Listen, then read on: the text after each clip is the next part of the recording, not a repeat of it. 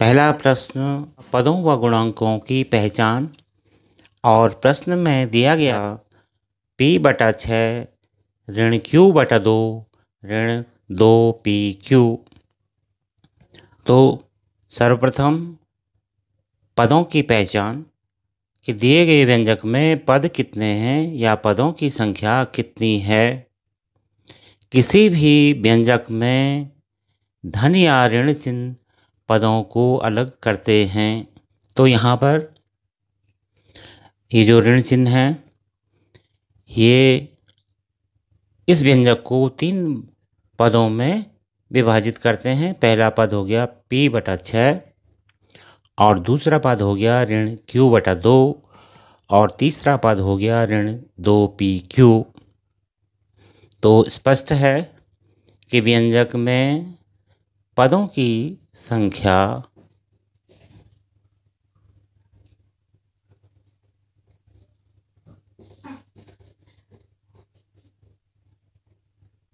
बराबर 3। अब इसके साथ ही हमें गुणांकों की पहचान करनी है। तो गुणांकों की पहचान के लिए हम इस दिए गए व्यंजक को इस तरह से लिख सकते हैं 1/6 गुणा गया P। P/6 को हम 1/6 गुणा गया P लिख सकते हैं। और दूसरे पद को ऋण 1/2 गुणा गया Q लिखा जा सकता है। इसी तरह तीसरे पद को ऋण 2 गुणा गया P गुणा गया Q लिखा जा सकता है। इसी तरह से गुणांकों की पहचान के लिए हम दिए गए व्यंजक को इस तरह से लिख सकते हैं 1/6 गुणा गया P। पहले पद को इस तरह से लिखा जा सकता है। इसी तरह से दूसरे पद को ऋण 1/2 गुणा गया Q और तीसरे पद को लिखा जा सकता है ऋण 2 गुणा गया P गुणा गया Q। अब प्रत्येक पद से स्पष्ट है कि प्रत्येक पद में कौन सा गुणांक है या गुणा किया गया है। तो पहले पद में 1/6 गुणा किया गया है या हम कह सकते हैं कि पहले पद का गुणांक 1/6 है। पहले पद का गुणांक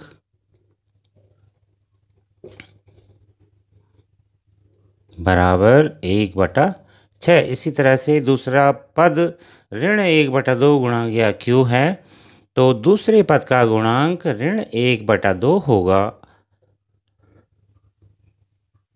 दूसरे पद का गुणांक ऋण 1/2। इसी तरह से तीसरा पद है ऋण 2 गुणा गया P गुणा गया Q और यहाँ ऋण 2 को गुणा किया गया है, इसलिए तीसरे पद का गुणांक ऋण 2 होगा।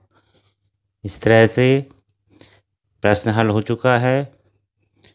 पहला भाग व्यंजक में कितने पद हैं, तो व्यंजक में पदों की संख्या 3। और दूसरा भाग प्रत्येक पद में गुणांक क्या हैं, तो पहले पद का गुणांक 1/6, दूसरे पद का गुणांक ऋण 1/2 और तीसरे पद का गुणांक ऋण 2 है। प्रश्न संख्या 2 घटाइए। और तरीका घटाने का एक व्यंजक से दूसरे व्यंजक को इस तरह से है। पहला व्यंजक जिसमें से हमें घटाना है 12RT धन 2PQ धन 6TS से हमने 9TS धन 11RT ऋण 6PQ को घटाना है।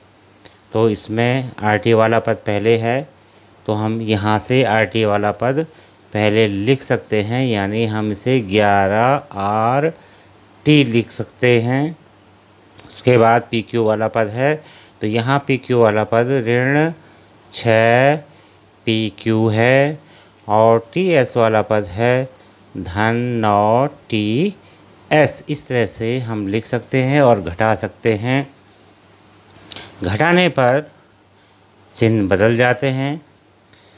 ये धन 11 आर टी था, ये अब ऋण 11 आर टी हो गया है। और यह पद ऋण 6 पी क्यू था, तो यह धन 6 पी क्यू हो जाएगा। और 9 टी एस वाला पद जो कि धनात्मक था, ये अब ऋणात्मक हो जाएगा। तो पहले पदों को घटाते हैं।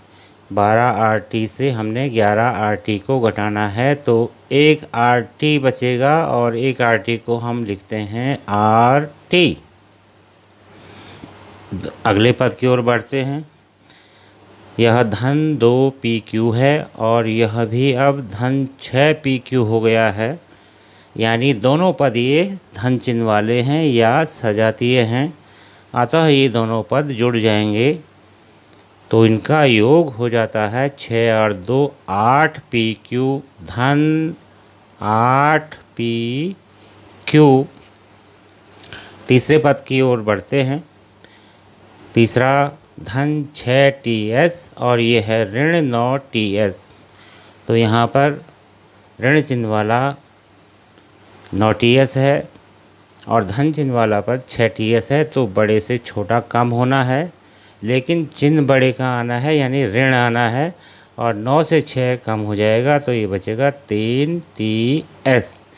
तो पहले व्यंजक से दूसरा व्यंजक घटाने पर जो शेष बचता है वो बचता है आर टी धन 8 पी क्यू ऋण 3 टी एस। तो दूसरे प्रश्न का जो उत्तर है वो है आर टी धन 8 पी क्यू ऋण 3 टी एस।